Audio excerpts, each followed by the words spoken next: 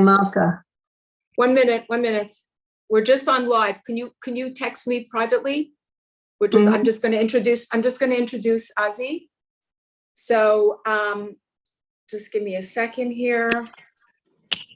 So first of all, I feel very, very privileged. I'm going to introduce her properly. I want to thank her so much. She moved and she still came on for us. So thank you so much. Dr. Azie Jankovic is an entrepreneur, educator, and mentor. She inspires and guides people to overcome challenges, achieve emotional freedom, and unlock their desired results in life and business. Dr. Azie is the author of Beyond All Things, 50 Insights to Awaken Joy, Purpose, and Spiritual Connection. She hosts a top-rated Inspired by Purpose podcast focused on leadership, psychology, spirituality, and purpose-based business growth. Her specialty is around living and working inspired by purpose. At the intersection of mental health, personal development, and intentional living, Dr. Azie educates, guides, and inspires people to recognize and lean into their greatness, live inspired no matter where they've been and what they've been through. Motivated by her personal challenges with mental health that began in childhood, Dr. Azie has devoted herself to continuously learning and sharing information and experiences. She resides with her husband and 4 children in Central Israel. Thank you so much for coming on. Really, thank you so much. I'm going to go off and give you the floor. Naomi, it is an absolute pleasure. I am so honored to be here. I'm so grateful to be here. And I'm touched. This is my first time at this event, and it was so beautiful to hear all the tefillos. And thank you, everyone, for being here. I would love to ask you if you're okay with turning on your camera. I love looking at real faces. I want to feel like I'm talking to you just as much as you're listening to me. I really appreciate it. I know sometimes it's not possible, but if you can, I'd love to see you and really make this a conversation between both of us. So this is going to be interactive today. And with the new year in front of us, it is such an opportune time to tap into the energy of Elul and to really envision, what are our dreams? What do we want this year to look like, this forthcoming year? What are our intentions? And today we're going to be tapping into that through the most powerful channel possible, which is purpose. We're going to talk about what purpose is. We're going to talk about why it's so important and how it can help us. And we're also going to take an opportunity to tap back into purpose wherever you're coming from. Perhaps you already feel really connected, aligned with your purpose. For me, purpose is like prayer. We can connect with our purpose, but it's also an ongoing process where we can really make tshuva and come back to our centers. What are our goals? What are our intentions? With that being said, I invite everyone to join me in getting centered, feeling your feet on the floor, unless you're driving, and your body sitting against the chair, getting comfortable, really giving yourself this time, turning off any potential distractions so that you can give yourself this full experience. I want to invite you to join me in taking a breath, returning to your Nishmat.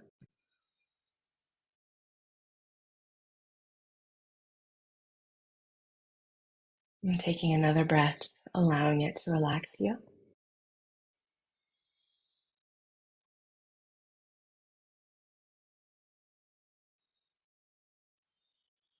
Okay, welcome everyone. Today we're talking about purpose, and I live in Israel, and I'm always working on my Hebrew. So of course, I wanted to look that word up in the dictionary and actually see what is that word in Hebrew. Now, interestingly enough, I found not one, but 2 words in English that come up for purpose. 2 words in Hebrew that come up for the English word purpose. Now, what are they? Number 1 is matara. What's a matara? A matara is a goal. You can literally think about it as a target, that circular picture, as though you're shooting a bow and arrow. You want to hit the middle of the target. That is a matara, a goal. The other word is kavanah. If we're doing something b'kavanah, we're doing something with intention. So those are the 2 pieces of purpose that we're going to be talking about together. We're going to be talking about what is your goal? What are your goals for this new year? And what is your deep intention around those goals? What you want and also why you want it. And that's how we're really going to tap in. Now, why is purpose so important? What is purpose? If you've taken perhaps you take a psychology class in college, you might have heard about two different schools of thought when it comes to purpose and human motivation. Interestingly enough, they both come from two Jewish men who lived in the early 1900s. The first was a man by the name of Abraham Maslow, who was living in New York. He was the son of Russian Jewish immigrants who had left Russia because they were dealing with persecution. And when he came to New York as a young boy, as a young teen, he continued to feel discrimination because of his Judaism. And because of that, he retreated from social life and he retreated into the library where he began to study and learn about people and try to figure out why did he feel so isolated and what was happening here and why was it so challenging for him to have this experience. Now, he went on to become a psychologist and a very well-renowned psychologist at that. And he attributes his success and his impact in psychology actually back to that challenge that he had. Abraham Maslow turned his mess into his message. And he created something that we know as Maslow's hierarchy of need or Maslow's pyramid of needs. At the very bottom of the pyramid, we have the universal needs for physical nourishment. We need food, we need water. We move up the pyramid to safety, physical safety, psychological safety. Another level up on the pyramid comes connection and meaning and socialization. Further up on the pyramid, at the very top, we have a concept called self-actualization. Really bringing ourselves into the fruition of our potential and living our fullest potential in our lives. Now, initially, Maslow explained that we needed to have those bottom rungs fulfilled. We needed the food in order to actualize ourselves. We needed the security in order to then be able to socialize, that everything had its hierarchy and worked in order. He developed this theory at the wake of World War II in the 40s, where at the very same time, a Hungarian psychiatrist by the name of Dr. Viktor Frankl was in the prison of Auschwitz. Dr. Viktor Frankl was a renowned psychiatrist before he came into the horrors of the Holocaust. And being that he had this lens of psychiatry and looking always to understand human nature, he used that while he was in the camps to try to understand what was it between someone who had that will to survive, who had that koach, who had that motivation. What was it that gave them that sense of strength? This was the most horrific possible circumstance. There were no bottom rungs of the pyramid. There was no food and water. There was no safety. There was no psychological safety. There was no ability to be social. People were cut off from the people that they loved. And yet, Dr. Viktor Frankl explains that even through all of those hardships, without those lower rungs on Maslow's pyramid being fulfilled, that people were seeking out purpose. We hear stories of people who were sharing bread in the midst of their own starvation in order to have a prayer, to hold a prayer book. We hear stories of people sharing in spite of their own hunger and deprivation. In fact, there's a story of my teacher, who many of you may be familiar with. Her name is Dr. Edith Eger. And she herself is a psychologist, a pioneer in the field of psychology, now at the age of 96, who in her younger years actually learned with Dr. Viktor Frankl, who created this model of purpose, his style of therapy called logotherapy, all about the power of purpose to get us through any difficult circumstance. Before the two of them ever met, Dr. Edith Eva Eger was a young teen in Auschwitz as well. And she was raised as an aspiring dancer and a gymnast. Before the Nazis created their harsh restrictions against the Jews, she was actually training for the Olympics in gymnastics. And she entered Auschwitz, had a very, very trying story, unfortunately losing her mother upon entrance and losing contact with the rest of her family. But she did come into Auschwitz with her older sister, Magda. She and Magda were in the camps, really struggling. And at that same time, the Nazis got wind of the fact that she was this incredible dancer and gymnast. And so one day she was invited to come in front of all of the soldiers and dance. She had been given the advice by her mother right before entering the camps, which was, as they sat in the train on their way to Auschwitz, her mother said to her, "Edie, we do not know where we're going. We do not know what is happening to us. But always remember, no one can take from you what you put into your mind." As she was invited to go in and do this dance in front of the soldiers, she reminded herself of her beloved mother's words. She entered, and in her mind, she transported herself to the opera house in Hungary. She closed her eyes and she danced and she danced and she danced her heart out. She danced for her life.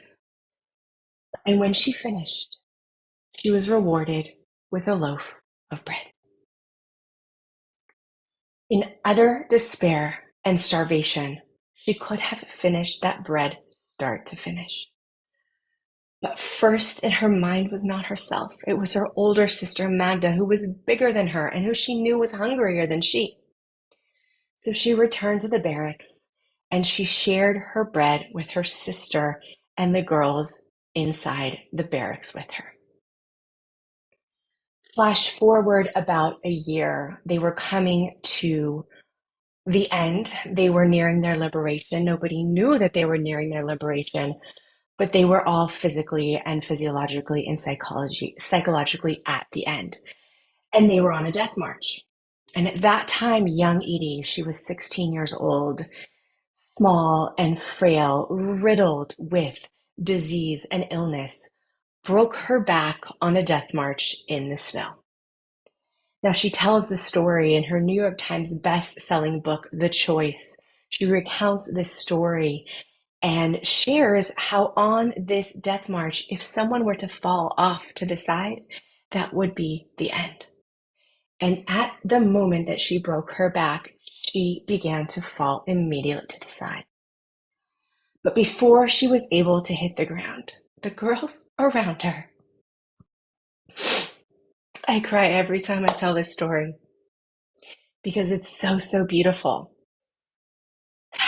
The girls around her linked their arms and they picked her up and they carried her in a chair using their arms until the very end. And they said to her, "Edie, you shared your bread with us.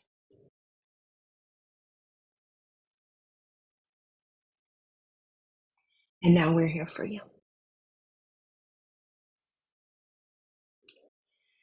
She barely lived to tell the tale. She was in May of 1945 rescued by the American soldiers who actually found her hand moving in a pile of dead bodies. And because someone saw her hand moving, he reached in, saved her life, and she went through a rehabilitation program. Her life story has an incredible trajectory, and she's someone who has impacted me tremendously. She went on to rehabilitate. She went on to become a mother. She and her family moved to the United States. She became, in her 50s, a doctor of psychology. She had been encouraged by her professor while getting her master's in her 40s to become a doctor of psychology in her 50s. And she turned to her professor and she said, who am I to get my doctorate? I'm going to be 50. And he turned back to her and he said, Edie, you're going to be 50 anyway. And she did it. And she went on to become renowned teacher, heal some of the most difficult cases, even so much as to deal with people who had so much hatred in their heart. She has sat down with neo-Nazis with nothing but compassion and care, seeing that at the core of their hatred is nothing but fear and self-loathing. Really being able to see through the facade. And that is what purpose can do for us. Now, I discovered Dr. Edie's work at a very challenging time in my own life. And a few different junctures in my life were coming together. I'll give you a little bit of my own background. I was at the time, it was the year 2019, and I had moved from Los Angeles to Israel in 2015 with a big dream. I had fulfilled one of my dreams. I wanted to receive a doctorate. I wanted to get a doctorate degree in education, which I did in 2015. And 2 months later, we fulfilled another dream of making Aliyah, moving to Israel. At the time, I was 35 years old, and my husband and I had 3 children. And we chose to move to a very Israeli neighborhood, thinking that while it might have been difficult, we would acclimate, we would, God willing, learn Hebrew.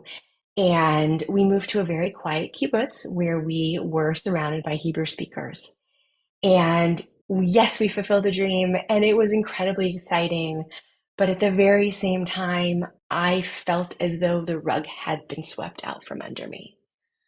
I left the United States feeling on top of the world. I was an educator. I had achieved my dream of getting this degree, and I felt like the world was at my fingertips until I moved to a country where I didn't have mastery over the language, and I didn't understand the culture, and I did not know how to function with a sense of agency. And it was very challenging. At the very same time, I, God willing, became pregnant after many years, 7 years, and was going through a very difficult pregnancy. If anyone here can relate, pregnancy in the first place can be very difficult. But I was actually in and out of the hospital with my 4th child, who is now, thank God, alive and well. He's 6 years old. And at that time, I had the baby. And I was home and really feeling unwell from all the treatments that I'd gone through and dealing with a lot of postpartum depression and a really challenging time in my own mental health. So I decided to revisit, what had brought me on this spiritual path in the first place. I didn't grow up in an observant home. I grew up in secular, sunny Southern California. I was the only Jewish girl in my class giving the annual Hanukkah demonstration.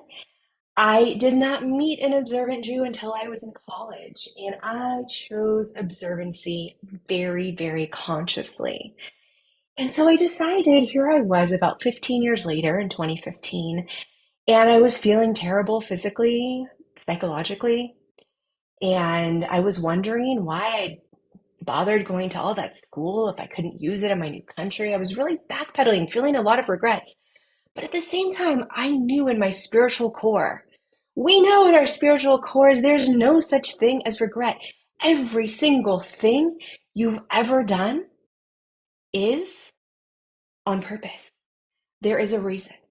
And I knew it, but I knew it in my head, and I wanted to know it in my heart, and I wanted to know it in my being, and I wanted to feel it all the time. So I gave myself 1 year to heal. In that year, I committed myself to fulfilling a dream. I'm pretty big into that. And that one was to write a book.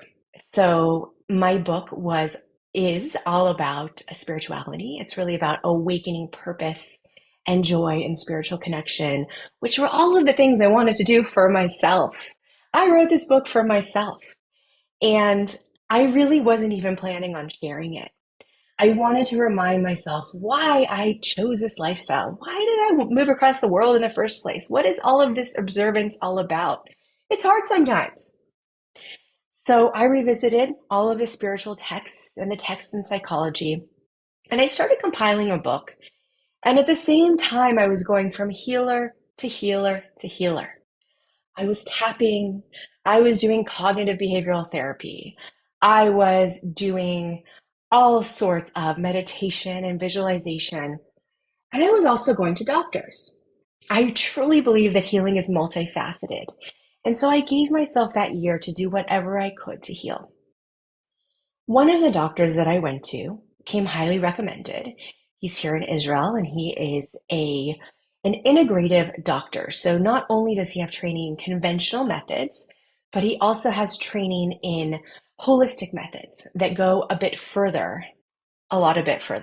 than conventional methods as we know them. He also happens to be a chassid. He is a very spiritual person. And when I came to his office in Jerusalem, came in, he's drinking his tea, sitting with his long beard behind his desk. And he sits me down, and I thought he was going to ask me about my blood pressure. Maybe he would take my blood pressure. Maybe he would ask me for blood samples, or maybe we would do some sort of physical testing. I did not know what to expect. Instead of any of those things, he sat me down and we sat across from the table, and he looked at me and he said, "So what do you do? Like, what do you do with your time?" And I answered, "Well, I'm a stay-at-home mom." He pushed me a little further. "Okay, I just had a baby. Why are you here? I have depression. I'm really not feeling well. I could lose a few pounds." All of the things I was going through. And he says to me, "Okay, what else? What do you like? What are your interests? What are you passionate about?" I said, "Oh, I'm writing this little book." "Oh, you're writing a book. Tell me more about that." And I went on to share with him about, it's about Torah, it's about psychology, but I'm never going to share it because, who am I to share? I'm not a Torah scholar, and I'm not a psychologist, and I'm rattling off all the things I'm not. Who am I to do this thing? And he says to me, "Azie, what do you mean, who are you? Don't you want to share? Don't you want to share this with someone?" And I kind of looked at him, confused, and he went on to tell me a story, tell me a little bit about why he thought it was so important for me to get out of my own way and share this book. And he said to me, "Listen, Azie, I have seen 20,000 scans of bodies in my career. And I'll tell you something. I can see two identical scans of a body. They look exactly the same. All the same indicators are in place. Person A is suffering. There's something happening in their body. It's obvious on the scan, and they're struggling. They're in bed. They're depressed. They're in pain. Person B, the very same scan. They might have some aches and pains. They might have some resistance, but they are jumping out of bed in the morning because they have a sense of purpose." What did any of this have to do with me? I'm sitting there frightened, still telling myself all the stories that I'm not enough to share this book. But his words got through to me that day. And I returned home and very, very slowly started to share from the book. And first it was a little bit on Facebook. I made a group, private group, only so only a few people could see it. And then, a little more publicly. And pretty soon I got comfortable with sharing, and I realized that the shift from where I was to what I came into, which today is now having the book in the world, having a podcast in the world, being very vocal, very visible, very public, and about vulnerable issues, is one major shift. And that is shifting away from that perfectionism that I felt, that it was all about me. What am I going to look like? What if people don't think I'm good enough? What are people going to think of you? What if you don't get it right? Ego, ego, ego. That's about you. I was making it about myself. 2, purpose. What if there's one person I could share this book with and it might make their day a little bit better? What if I could serve? And what if serving and helping were more important than me with my need to look good and sound good and keep myself ultimately small? Many of us go to great lengths to keep ourselves small. We call it humility. Well, who am I to share this thing? Or who am I to start that business? Or who am I to say what I think or say what I feel? Oh, I'm humble. Is that humble though? Is that humble? Think about it for a second. Think about if there might be any little place in your life where you might be holding yourself back because of a fear. What are people going to think? What are people going to say? What if I don't look right? All of those things, those are ways that we try to keep ourselves safe. Going back to Maslow, he wasn't all wrong. Safety is very, very important, and we do a lot to keep ourselves safe. I want to share a few stories with you that I've seen where people have really made a shift. And as I'm sharing, I want you to keep your ears open and really think about how could this apply to you? How could this be something you might be able to connect with and use in your own life, whether it's your personal life or if you work in a company or in an organization, or perhaps even if you have your own business. Tapping into a sense of purpose really helps the fears go to the side. It helps us put all those fears aside and behind and move forward. I work with entrepreneurs in a few different capacities.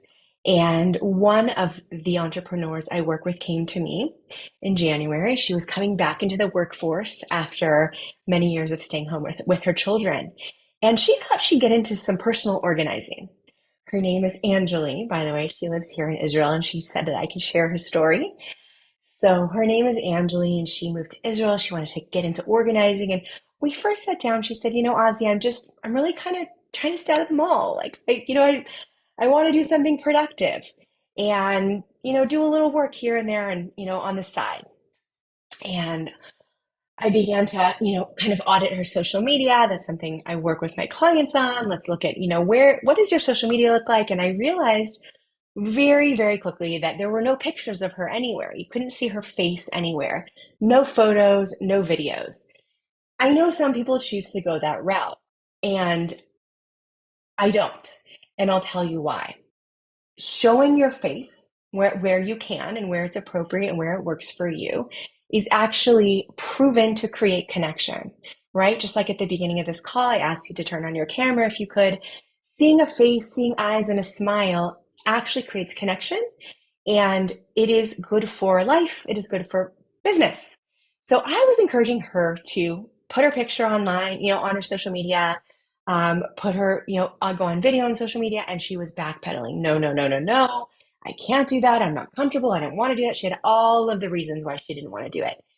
And so I said, fine, we're going to put that aside. We're going to work with what we have. I respect, total respect for her wishes and what she wanted. I am there to help her.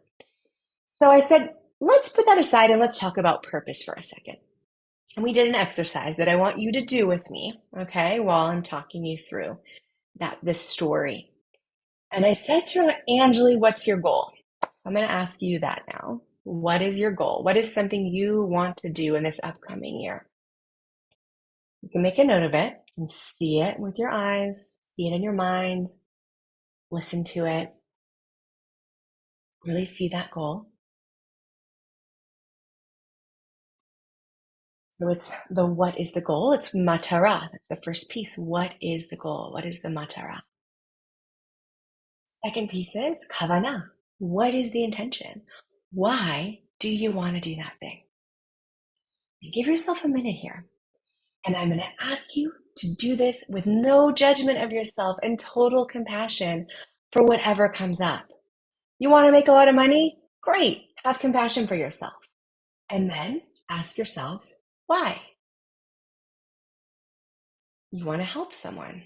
Well, continue this process and ask yourself why. This is something I do with my clients, both one-on-one and in groups. And what I want to give over to you is that you can continue this exercise either on your own or with a partner, where you ask yourself about the matara, the goal, and then you ask yourself the why, the intention piece. And you let yourself really go train of thought, sharing your reasons, whatever comes out. And after each reason, you ask yourself again, why? And you listen until you go deeper and deeper and deeper and deeper until you hit the core of the purpose. So for Angeli, we did this exercise and we went through and she's sharing, she's sharing, she's sharing. And finally, at the 87-minute mark of our 90-minute session, she says, oh my goodness, I just realized something. I said, what? What'd you realize? She said, my whole childhood, I grew up with my uncle who was a hoarder. The entire house was overfilled. Sometimes you could barely walk through the hallways. And it was my job when I was a little girl to clean up. And now as an adult, I look back on my childhood and I realize it was me who was creating harmony and peace in the home by organizing. Needless to say, within 24 hours, Angeli was making videos on Instagram. Stories of her life, stories of her uncle. Okay, you can visit her Instagram. It's called Bella Bites on Instagram, and it's her talking about mental health and her uncle and the whole thing. And we did that in 90 minutes. Okay, so whatever your goal is, I encourage you to do this exercise. It is very, very, very important. And even if you've done it in the past, you can do it again. And it can really help you tap into that deeper sense of purpose. Naomi, how much time do I have? I have about 5 minutes. Is that right? Just want to check in before I share anything else. Do you feel that's enough for you? If we're done, I can wrap up, or if I have 5 minutes, No, I no, can no, share no. the story. Go ahead. Go ahead. Go ahead. Okay. So, I want to say that really tapping into the sense of purpose and asking ourselves why can be so, so, so powerful. I want to invite you also to think about, from this past year, any act of kindness that you did, anything you did in your family, in your work, in your life, and envision it, visualize it. See yourself, what you did, even if it was something seemingly small. Notice for a moment the impact that you had on someone else's life. And giving yourself another moment, imagine for a second what then that person might have gone on to do that they wouldn't have done otherwise because of your act. You can follow that ripple like a drop of water on a pond. One drop, one seemingly small drop of water, one act of kindness, one act of purpose, of good intention, ripples and ripples and ripples, creating that obvious piece when we really look at that picture that we are not a drop of water. You are not a drop of water. We are the sea. We are so deeply interconnected. And I could keep sharing stories probably for the next few hours, but I want to leave off by thanking you all so much for being here, for doing that exercise. And I really want to encourage you to have a lot of chizuk in your tshuva this year and really loving yourself, accepting yourself. I've had the schut to interview Dr. Edith Eger a few times in the last 3 months, and I spent a few days with her in person last month and got to learn with her. And I'm, thank God, now working with her, teaching in her program. And something that she said to me, I said when I interviewed her for the first time, my podcast is called Inspired by Purpose. I interviewed her on Zoom a few months back, and I said to her, Dr. E, is there anything else you want to share with us before you go? And she said to me, don't change. You are perfect. I love everything about you. And at that moment, what did I want to do more than anything else? I wanted to do better. I wanted to do more. I wanted to be my best. Why? Because I was so loved and so accepted. And so I want to really invite you to have that voice on your shoulder in your process of loving you and acknowledging you and all of your kindness and all of your good intentions. And yes, let's grow. Let's do more. Let's do better. Let's continue. But let's really come from a place of self-love, self-compassion, and remembering that beneath the exterior of everything that we want in this physical world is a very deep and spiritual purpose that has been planted within us by Hashem. Blessing you all with a Shana Tova, and thank you so, so much for being here with me today. Wow, Azie, that was incredible. Wow. Thank you. That was really amazing. I read most of her book many, many years ago. It was an unbelievable, she's like very, very well known and famous. Mm-hmm. And she is an example of being able to, really be able to, climb that mountain when the volcano has happened. But what's Yes. also interesting is I think it was I think they were a different generation. I She's think about they 20 had, years younger than Dr. Frankl. He was her teacher. right, but I'm saying, no, I don't mean like different generation, like numerically. Oh, okay. I think that they had something that we don't have. Like, just think Oh, about what they interesting. went through, right? Like know. think about it. Like I they know. went through, right? Today, Yeah. like, we I need want safe spaces. can I say something about that? Also, can I share something with you about Please. that? Okay, so I've spoken to Dr. Edie about this, and for anyone, I'll just say as an aside, I'm teaching in a brand new live program. She's going to be doing one live program, and I'm going to be working in it, Bezrat Hashem. If anybody wants to know I'll about that share or it. anything else, I will share it on the WhatsApp group. I'm here for all of it. But in any case, I had that exact question. So I discovered her in my kitchen listening to Oprah one day. And I was listening to Oprah and I was like, honestly getting tired of Oprah because she talks in her introduction about the spiritual world around us. And I was like wanting to talk about the spiritual world within us. And I was so ready, I actually named my podcast Within Us. I was so ready to change the channel, but I saw the word Auschwitz survivor. And I opened up this podcast and it was Dr. Edie. And I listened. And what she said in that talk with Oprah changed my life. And she said that so oftentimes her patients would come to her and they would say to her, well, who am I to suffer? Who am I to struggle? Why do I have depression? I haven't been to the Holocaust. And she, you know what she'd say to them? She'd say, you know what, Naomi? You know what, Azie? You know what, Judith? You know what, Priscilla, Ita, Marsha? You can be in the Holocaust of your mind. Right.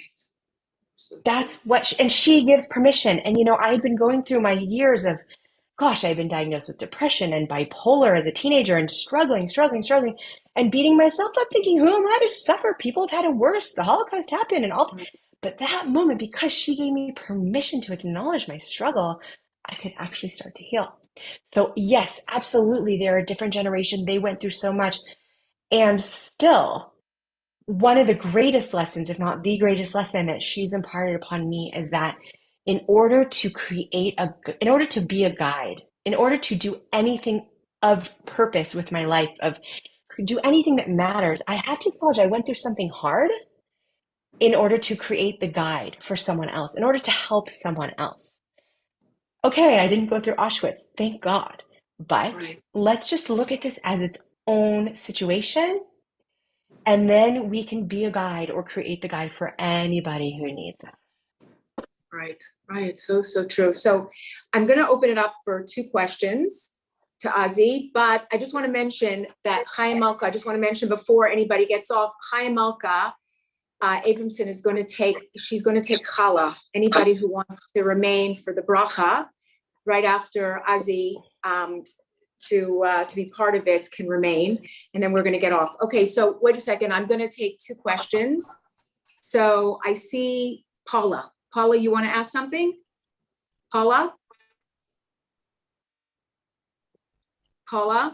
So I'm asking for a question, not like, let's keep it at questions so Azie can answer. I have a question. This Go is ahead, Charlene. Charlene. So thank you for your talk. My question is, yes, we didn't go through the Holocaust, but I believe that every human life is about survival. So what are your pointers to survive our life besides what you expressed in your lecture on the level of healing? Mm. Can you tell me a little bit more about the question, like what type of healing, or is there something specific I can talk about? Okay, so I thought from a personal point of view, I survived a few things lately, but I'm a survivor from age 10, but I'm not talking about me. I have people on the massage table, and I go to these places in Rachmanut. Women are not, do not have, they can't heal because they haven't tapped into their own self-love. And that's what I do on the massage table and encourage them to see the beauty in themselves, etc., etc. And it's very hard for them to go to that place. So what can you give me as a tool, like really to help them? I think that it's not always easy to see our impact on the lives of other people. And when it comes to fulfillment and joy, these are life's work. These are things that we're constantly coming back to. And, I think that sometimes it's the smallest practices that can help us. One thing, returning to our breath, really doing that tshuva to our breath and our aliveness. And, as a teacher, as a healer, knowing that by being a space, by being there for them, by caring and having it in your heart, you're already making a difference. And I think that's the most important piece, really. So oftentimes, we learn, I think that we have an inclination, whether it's with our clients or our patients or our children, we want to help and we want to fix, and we see someone in distress, and right away we want to go and we want to, help them. Obviously, whatever the need is, we want to fulfill that need. But emotionally, psychologically, one of the most powerful things we can actually do is to regulate ourselves. And when we can regulate ourselves and when we can come from a place of stillness and centeredness, we can model that and we can be that. And so, what I want to say to you is, you're probably already doing so much more than you already know.